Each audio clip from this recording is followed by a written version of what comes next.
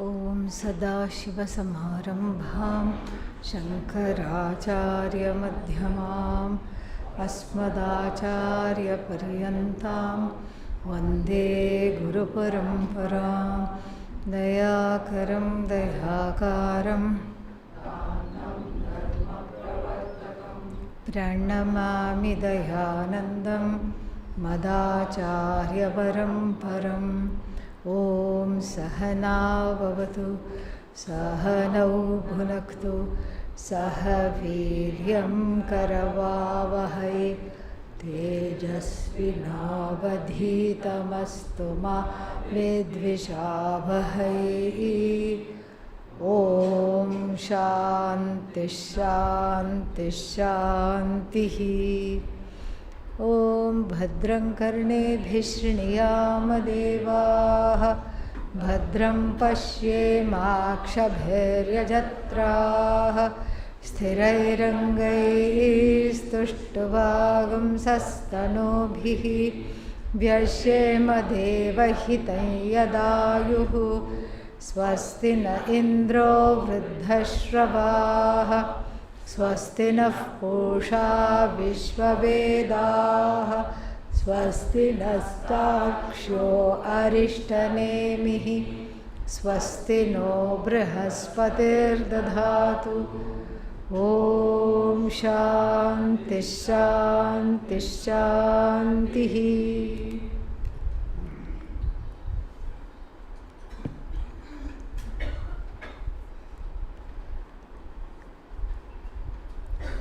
न अन्यः पन्था विमुक्तये. Very clearly it is said, there is no other hope, path, choice for what? Freedom. Vimukti, freedom. And so there is no other hope, no other path, no other choice. This is the only way. And this has to be understood properly. What is being said has to be understood. It's not that the Vedanta Shastra is fanatic in nature and not accommodative. Here there is nothing to accommodate, because knowledge is as true as the object. What is this? Flower. No matter how much Shraddha you had in me, if I say, please look at this wonderful cone of ice cream, are you able to oblige? No? See, chocolate flavor, look. Yeah. You can't oblige. Why? Because the knowledge is as true as the object. The knowledge is not dependent upon the perceiver. Knowledge is dependent upon the object. Vastu tantram jnanam. It is not Purusha Tantram. Purusha means oneself, a person. It's not person dependent. It is dependent on the object. If the object is square, what will you see? Square. Even if somebody says, no, this is round, you will not be able to buy that. You will absolutely not be able to stomach that. So therefore, if it is square, it is square. The knowledge is exactly as the object is like. There is no other possibility, no other way. It's like somebody saying, what? 2 plus 2 is 5. And the person happens to be your brother-in-law. What do? You can't say, I think you're weird. Okay? You can't say that. Why? They are family. So you accommodate the person, but you cannot accommodate their belief. That because the knowledge is not dependent upon belief at all. It's nothing, it's so strange. So 2 plus 2 is 5. That person is convinced, and you will keep inviting them home because there is no other option, and you will be kind to them. Would you like another helping of this? Is your bed comfortable? Do you want tea? That's all the conversation can be. You cannot have mathematical conversations with this person. No amount of convincing is going to change. Why? Because their beliefs are flying in the face of facts. Pujya Swamiji had a conversation with some, what are they called? Born again Christian leader. Meaning that they believe that the world is 3000 years old. And this is the belief. So Swamiji tried to talk to him and said, the world is older than that. I mean, there is scientific fact to show that. We don't believe in science. Okay. The world is 3000 years old. Swamiji gently said, some of our buildings are 3000 years old. And then Swamiji tried one more tactic. Well, dinosaur, because this is something we cannot, everybody knows, dinosaur bones have been found, dinosaur eggs, and then they have been put through, carbon dating technique, procedure, because of which the age has been established, millions of years old. All these velociraptor and this kind of raptor and all these kinds of huge things called dinosaurs. So he says, but dinosaur bones have been found in this same world which you say is 3000 years old. And then he turned to Swamiji and said, Swami, yes? Do you believe that God is almighty? Yes. Do you believe that God knows everything? Yes. Then don't you think, Swami, that having created the world 3000 years old ago, God could have put a few older bones to confuse the people?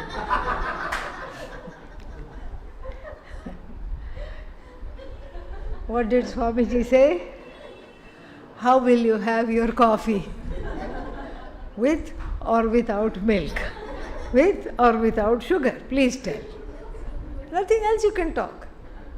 So if one is already convinced that I am going to become enlightened by sitting on a tree, or I am going to become enlightened by sitting at the Ganga, I am going to be enlightened by sitting under a tree, whatever it is one thinks, without knowledge, then you have to say Namo Namaha. One Namaha is not enough. Namo Namaha, double Namaha you have to give them and move on. And be very thankful that we can understand what is meant here. No other way. Na anyaha pantha asti vimuktaye. Because the freedom, the so-called freedom, is it a gained freedom or is it a freedom to be gained?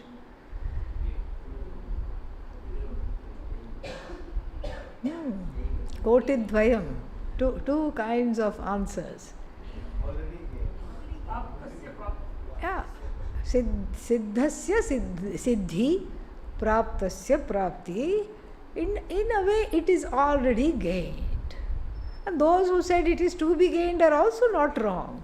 It is to be gained because I don't know. It is to be gained, as though gained, because it's a gain of something that's as though gain.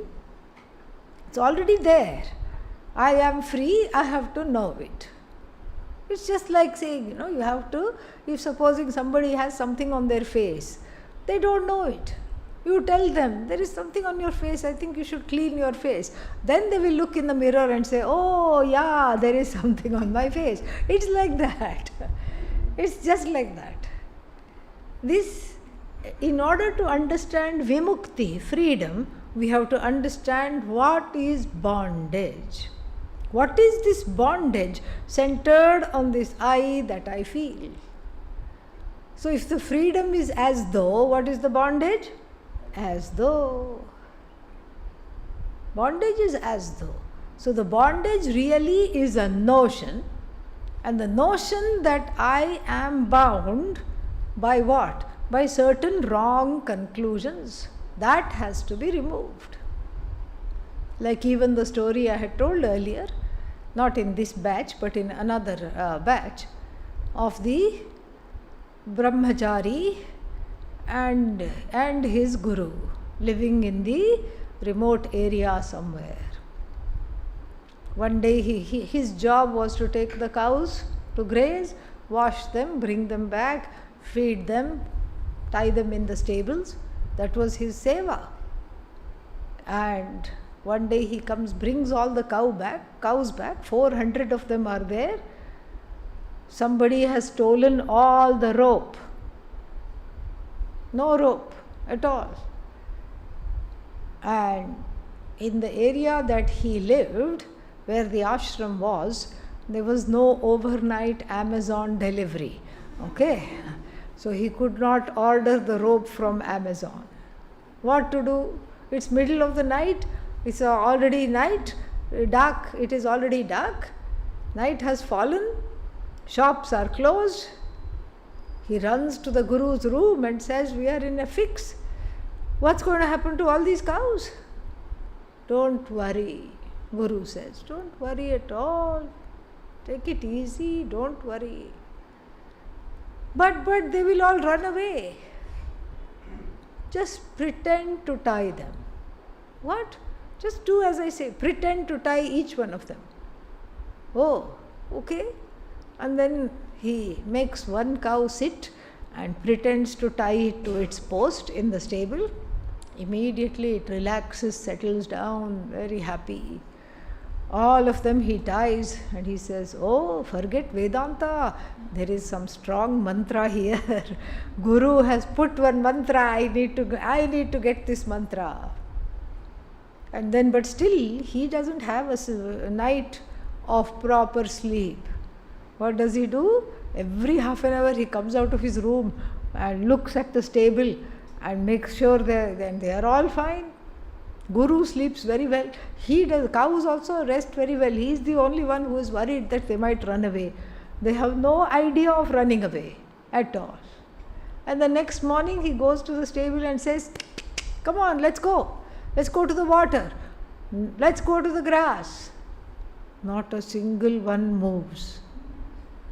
Not a single one moves. He says, oh, this Guru's mantra is very strong. It hasn't worn off. Let me go to the Guru. Goes to the Guru and says, what?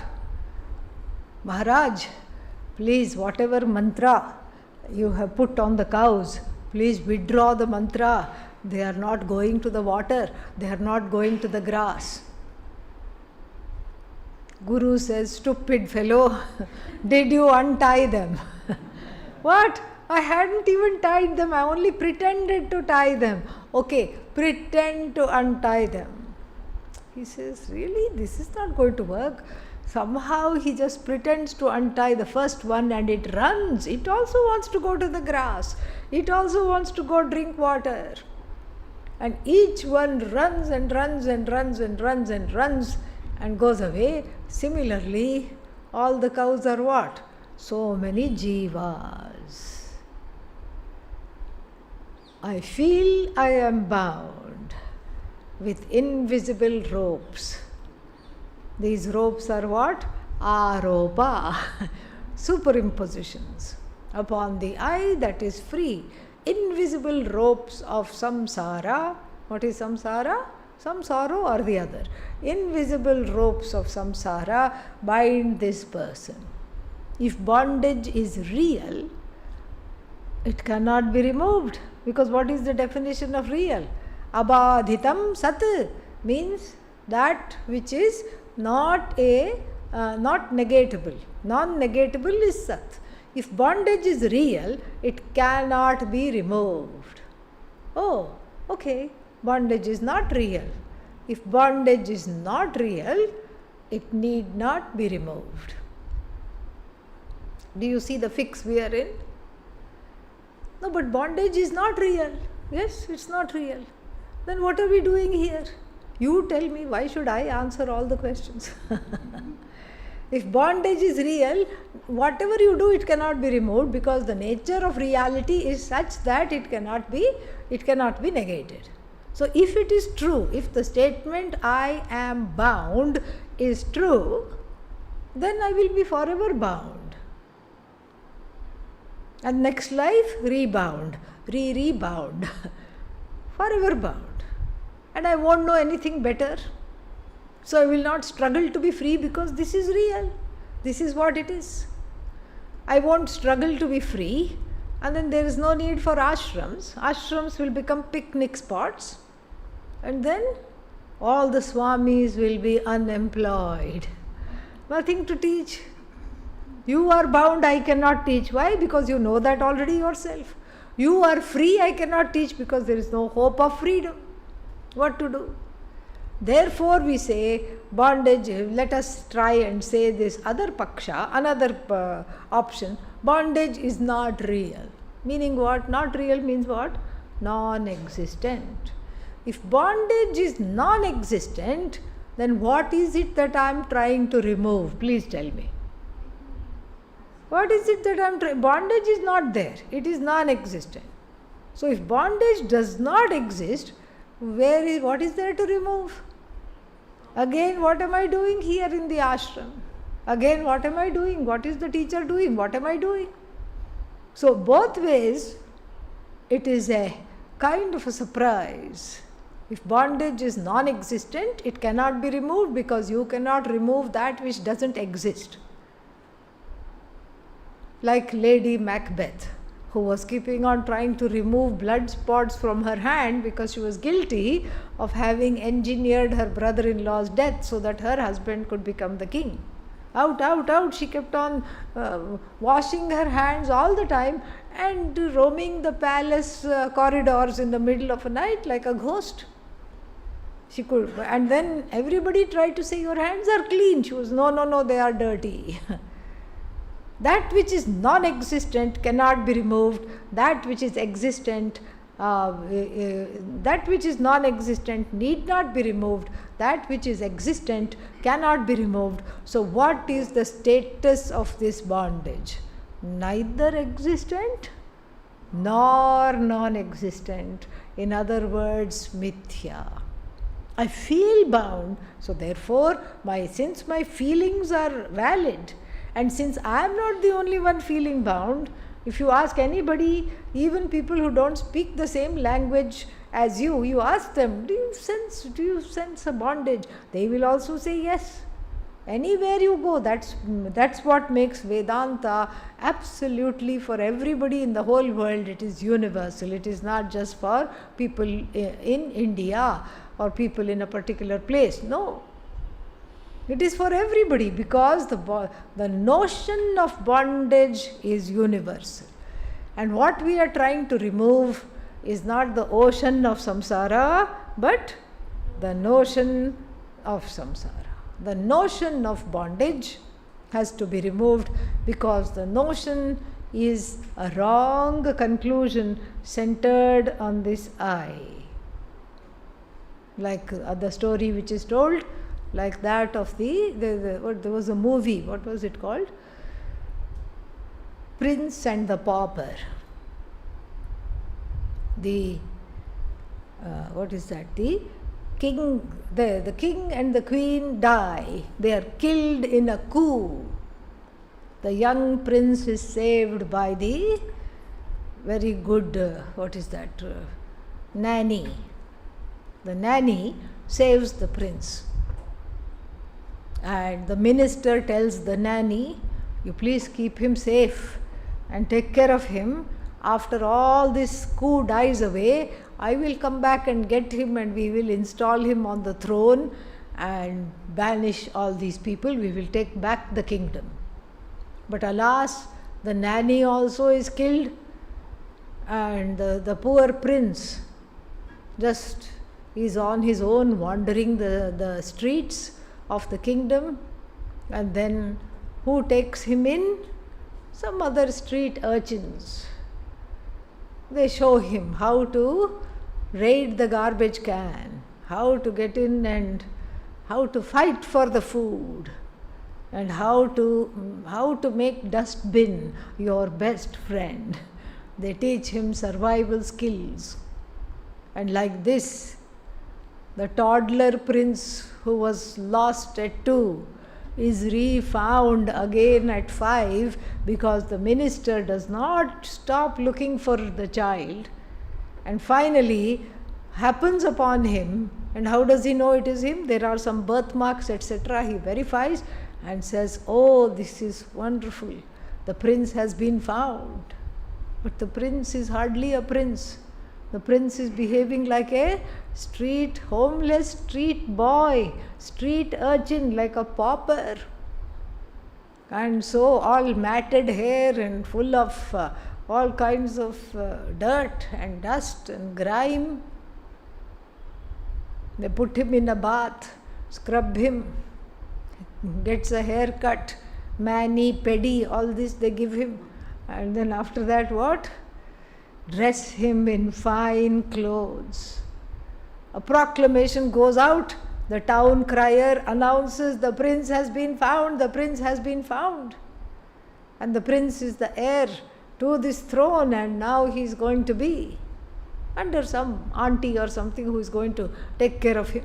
Some dowager mother or somebody like that, she will take care of the kingdom until he is of age, but he is the heir apparent.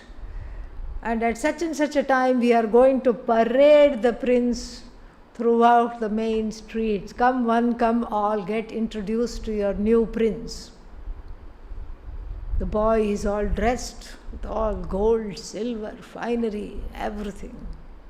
And they take a palanquin and put him on it, and 4 people are just holding, and all the town criers and all the music and the fanfare, and everything goes well. The boy also is enjoying himself. Nice. Oh, nice to be on this nice ride.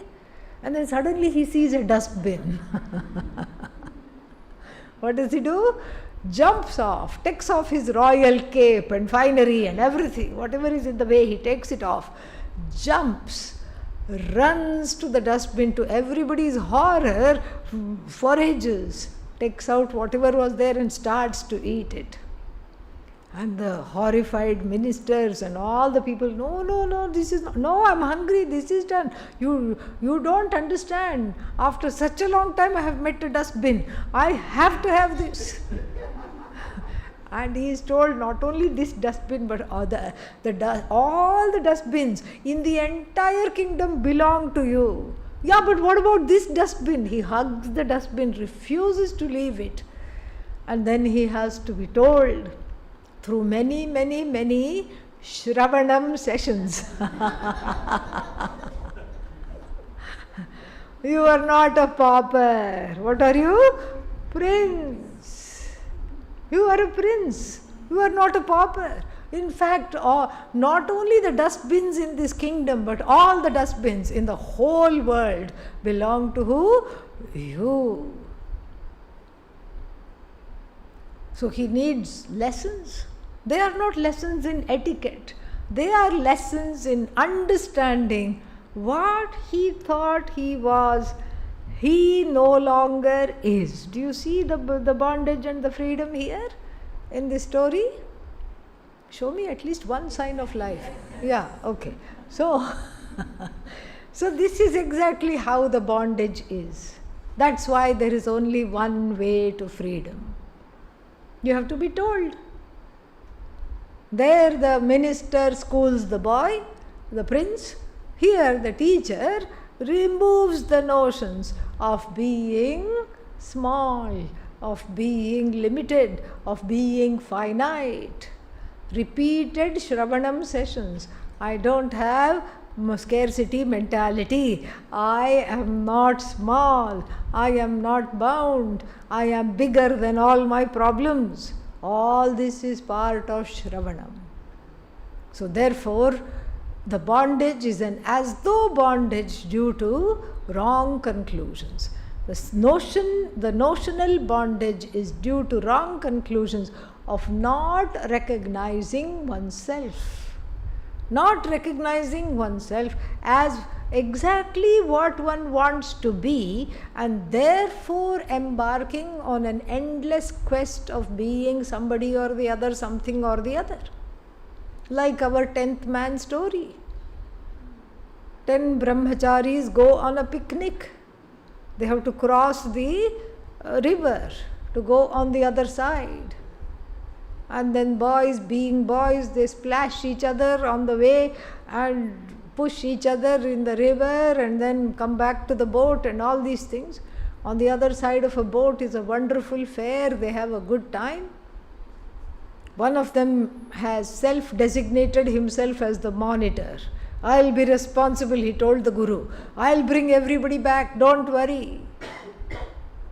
And then before they board the ferry again, he says very proudly, let me count, I'm in charge. Okay, count. 1, 2, 3, 4, 5, 6, 7, 8, 9. Oh my God! And the others say, you are so stupid, you don't know anything. Shut up, let us count. And each one counts 1, 2, 3, 4, 5, 6, 7, 8, 9. And soon they sit in a circle and start to weep, mourning for the 10th friend. They don't know whether he perished in the water, or they don't know whether he perished at the fair. He got lost in the fair. There was a lot of people. They sit and cry and cry and cry. But this is an Indian river bank, and so there's always some sadhu going, and the sadhu sees and says, what's the matter? One of us is lost, 10 of us came, and now there's only 9. And the sadhu feels sorry for the Guru because these students are not terribly bright. Sadhu thinks in the mind, my sympathies for the Guru, but anyhow, let's show. And then he makes them stand 1, 2, 3, 4, 5, 6, 7, 8, 9, 10. So the counter did not count himself. So same thing. Here also the bondage is because I think for 2 reasons the bondage is I don't know myself, and so therefore I come to wrong conclusions of who I think I am. And therefore the recognition of the Dashamaha means the 10th person. The recognition of the 10th person as myself means what? That I am finally what I want to be. What did I want to be? The 10th person. What am I? Already the 10th person. I am not missing. I am not missing in this whole scheme of things. I am already there, but for want of recognizing the truth of myself, I feel that I don't know myself. And so therefore the sadhu coming and counting is the pramana vichara, pramana vyapara. So this is how the bondage works. The so-called bondage and the so-called freedom, if we remember these stories, we can assimilate them better. The same idea is conveyed in a different way in the next mantra also. Sarva bhutastham atmanam Sarva bhutani chatmani Sampashyan brahma paramam Yati nanyena hetuna. So this is the vision. The same verse is there in the Bhagavad Gita in the 6th chapter. Towards the end you will find it. Sarva bhutastham atmanam sarva bhutani cha atmani, and then ikshate yoga yuktatma sarvatra samadarshanaha. There the last line is slightly different. 29th verse of the 6th chapter, almost identical verse.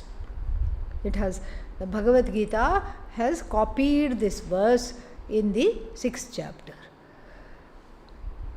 Sarva bhutastham, that which is the true of all beings, including the 5 elements, that which is in all beings is myself alone. So this First the ignorance is dropped, and now what as the result of ignorance is pointed out as Sarvatma Bhava. I am non-separate from everything. Iti Bhava. This understanding is pointed out. Sarvabhutastham. Knowing myself as being in all beings, non-separate from all beings. I exist in all beings. As what? Satchidananda. What is the other person? Satchidananda. What is the rock? Satchidananda. What is the tree? Satchidananda. Everything is Satchidananda. I am that Satchidananda. So I am swaying in a tree. I am flowing in the river. I am still in a rock. And I complain in a human being.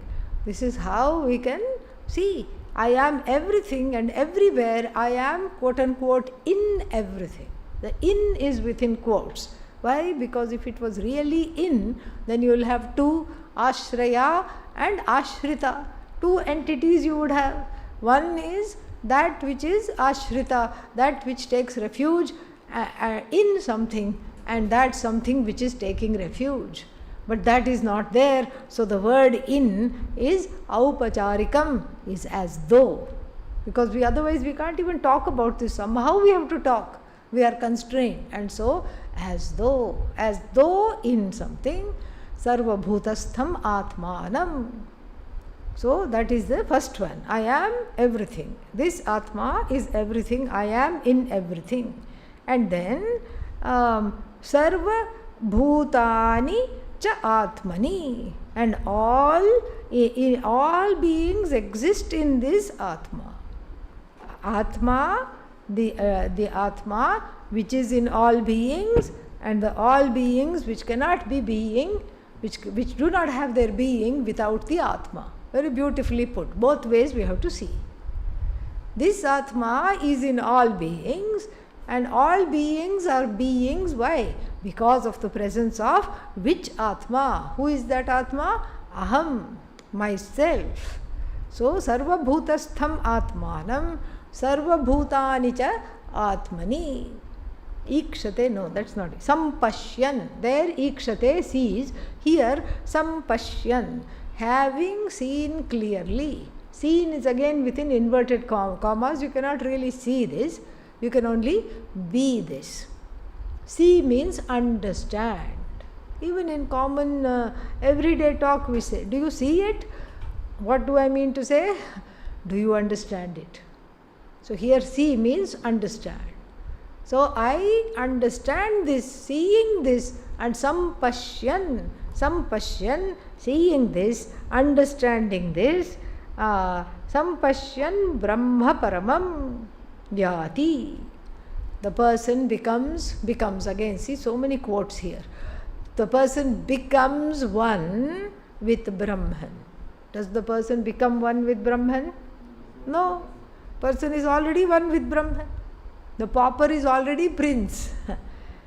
What does the person do? Stops going through the garbage can. That's all. Behaviorally and through understanding one drops all the old notions and the old conduct based on the old notions. I am finite, I am an idiot, I am small, I am not all these things are completely negated. Sampashyan brahma paramam yati. Yati means as though reaches. And then again it is reiterated, na anyena hetuna, not by any other means.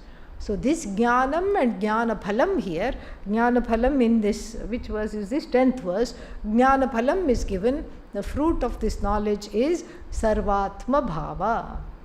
So even if you understand I am Brahman, but haven't fully assimilated the knowledge, the sarvatma bhava will not come. More shravanam is needed, more mananam is needed, more nididhyasanam is needed, and all that this will itself show. So this sarvatma bhava, how to assimilate? To assimilate this is not very difficult. Ekena mritpindena sarvam mrinmayam vijnatam bhavati. Very beautifully, the Chandogya Upanishad gives a example, our stock example. What is that? Clay pot. Don't bring in the rope snake here. Okay, that's for mistake. Here we are trying to understand oneness. So the oneness, if you want to understand, clay pot. So then this clay is in the form of pot. Right now it is in the form of pot. And then if you want to understand pot, you don't have to do a PhD on pot number 1, pot number 2, pot number 3. Do you? No. What do you need to do? You need to understand one lump of clay and the whole world of earthenware is as good as known. One lump of clay, when you touch it, when you see how it behaves, when you smell it and it sees that it smells of the earth, and then you know how it behaves, and every pot you don't have to do separately a study on the pot. You understand what is it? It is clay. Everything is understood as clay. But then, same thing. But then if the pot had a human mind, it would have problems. It would totally have problems. It would say, for example, I'm a small pot, no use at all. And don't hold me with 2 fingers, I'm afraid I'll fall, become a crackpot. I already have so many problems, I'm a small pot. So sad, of no use at all. Very small pot. No, don't bring him near me. He will swallow me alive. He is a terrible bully pot. He thinks too much of himself. Why does he think too much of himself? Look, he's big and he's got some nice designs also. So he really thinks too much of himself. And he can swallow me whole. Wait, don't put me in his mouth. Are you crazy? Take me out. Don't do this to me. Pot guru has to come. Yeah. The word pot now is very difficult, okay? It has some double meanings also. Yeah. Either pot guru, guru pot, that's better. Either guru pot has to come. Guru pot has to come and say, you are not pot at all. You are not pot at all. What are you? Clay. You are clay.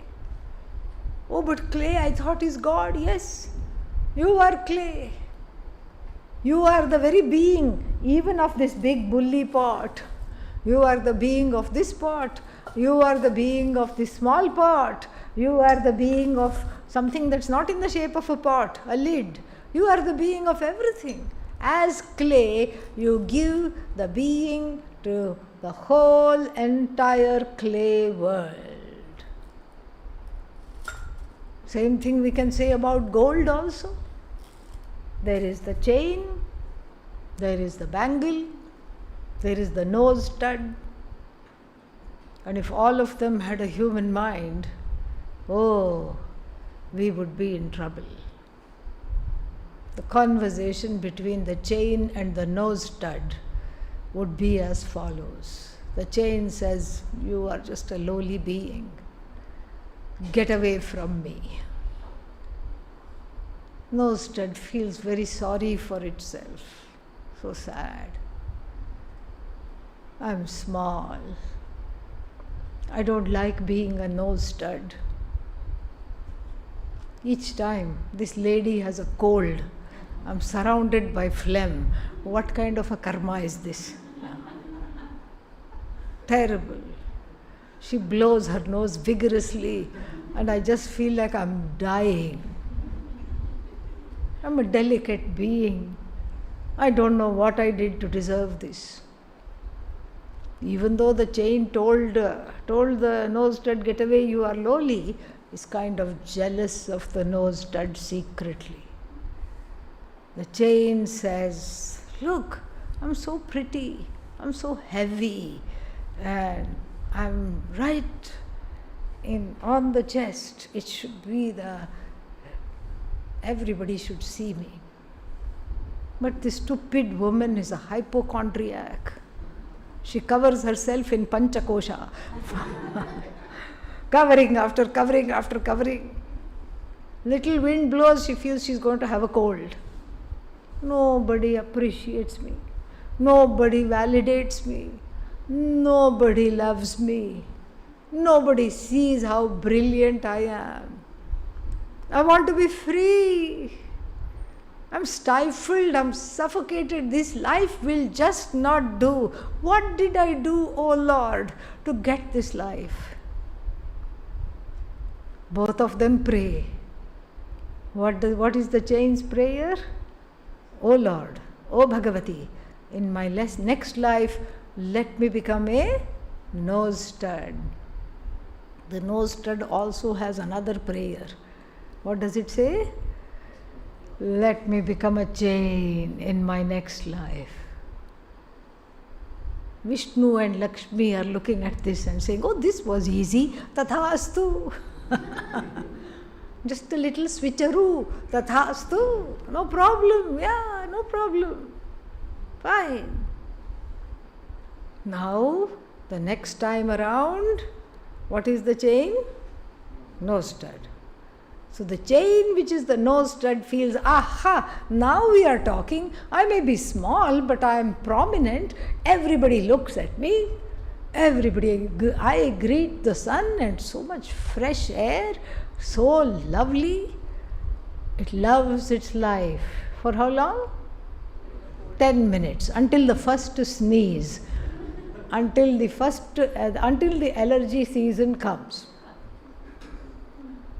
And meanwhile, what is the nose stud now?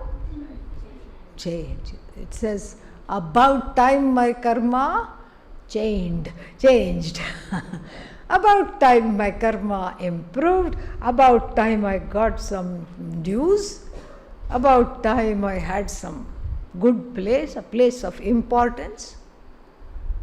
But then the wind blows, looks like rain. Immediately the woman puts on 2 sweaters and a scarf on top of that. The nose stud is used to fresh air and light, and it says, what's happening? Am I dying? What happened? Suffocating.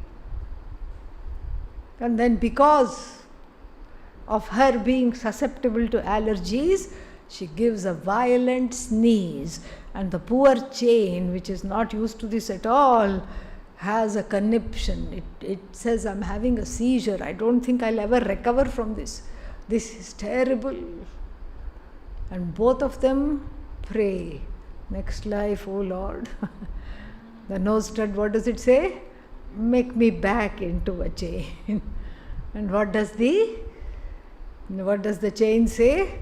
Next life, make me back into a nose stud. Why? Because if you don't know gold, then one is forever grieving. One is always grieving. If I don't know the truth, I'm always subject to grief. Here, the chain and the bangle and the nose stud, all of them needed to know, I am not a chain. What am I? Gold. In fact, if you take the chain to a goldsmith in India, they are not going to look at the design of the chain. They are not going to see how many stones are there. They will pluck out the stones. And the goldsmith is a jnani. He or she will only measure what? Gold. They will only weigh gold. They will not weigh anything else. And they will subtract some alloys that are needed, because gold is too malleable. You have to have some other little silver, copper, etc. They will minus that and then give you the money. They will only look at gold. Similarly, for the chain and for the nose stud to be enlightened, they have to know Sarvabhutastham Atmanam, Sarvabhutani Gold Bhutastham Atmanam, Gold Bhutani Cha Atmani. Everything is gold. I am gold. I am not chain. Chain is but a name and form. Transcending the name and form, what am I? Gold. I am gold. I am not chain. How can I be chain? Chain is just a chain has no being other than gold. Chain is totally dependent on gold. Can I say the same thing the other way around? Can I say gold is dependent on chain? Not at all. Not at all. This is the same thing that is taught in the Bhagavad Gita, also in the first few verses of the 9th chapter. Matsthani sarva bhutani. Everything is in me. Everything is in me. And then the same thing Lord Krishna negates. Nacha matsthani bhutani. Nothing is in me. I am free. What does that mean? Ornament cannot exist without gold. Can you say the same thing the other way around? No. Can gold exist without ornament? Yes. Gold is free of being ornament. Ornament is not free of being gold. Nacha matsthani bhutani.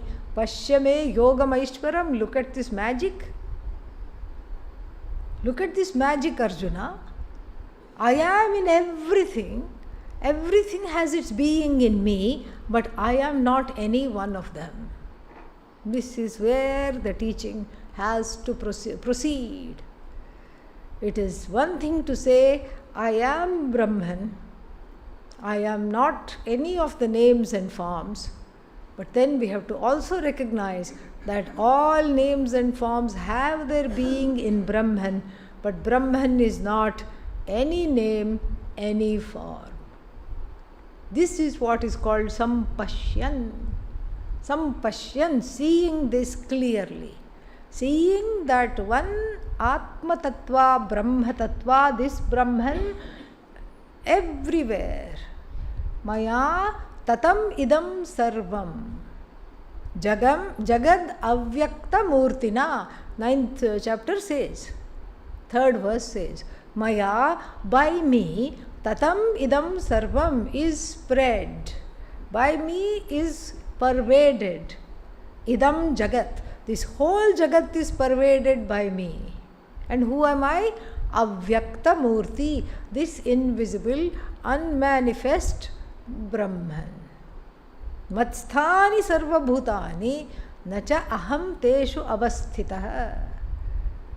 Everything draws its being from me. I am not in any one of them. Then he says, actually, if you have understood this much, let me refine the argument a little more. Nacha matsthani bhutani. They are actually not even in me. Bhuta bhrit nacha bhutastha. I am bhuta bhrit. Bhuta bhrit means bhutan bibharti. That which gives its very being to all beings. Bhutani bibharti. That which gives the being to all the beings without becoming any of them or without living inside of them. The living inside is all just metaphorical. If this is not known, samsara as usual. If this is known, then only there is freedom. That's why this is the only thing to know. No other thing, when you know, gives the satisfaction. Just like, because you keep searching, just like Narada. Narada had today's equivalent of 100 PhDs. Easily. He knew this, he knew that, he knew everything. Goes to Sanat Kumara. Actually, if you are famous like Narada, it's very difficult to ask for the knowledge. Because what do you have to do? Publicly declare, I am ignorant of the self, and go to the teacher. That's why we eulogize Narada, despite being such a big person, intra-terrestrial traveler, going to Shiva Loka, going to Vishnu Loka, going here, going there, everywhere. A great bhakta, a great author. And then he was not ashamed to say, I don't know, I don't know something.